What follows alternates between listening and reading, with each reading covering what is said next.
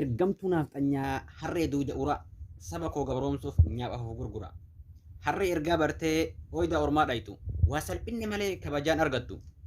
Har'i kaleen taatu kaleen har'an taatu sirna Minilikii deebisuuf dhamaatu. Sirna harka nu mure, sirna harma nu mure, sirna sanyii ilmaan namaa lafarraa xuruure deebisuuf dhaadattu. Seenaa goobana daacii tokkoffaa yaadattu. Warri saba ganee orma jala kaattu. Qabriin goobana daacee nyaatte si haa nyaattu. Seenaa ormaa faarsaa seenaa kee lagatta. Amaanaa sabaa nyaattee Minilik faarfatta. Dimokiraasii jechaa aadaa ormaa baatta.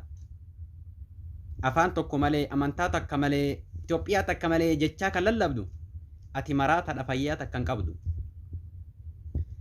Kaleessi kufaatii, har'issiif kufaatii.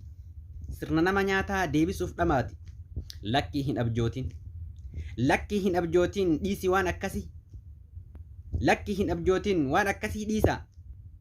Biyya kan ijaaraa saba gammachiisa. Karaan biyya ijaaru karaa nagayaati. Saba isin amane gattanii boollatti.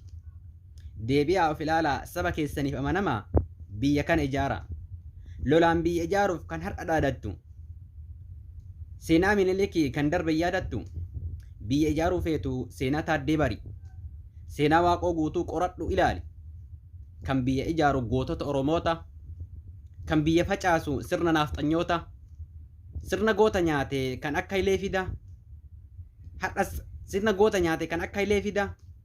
Sabni kana beekaa har'as isin dida. Sirna goota nyaate kan akka Hilee Fida. Sabni kana beekaa har'as isin dida.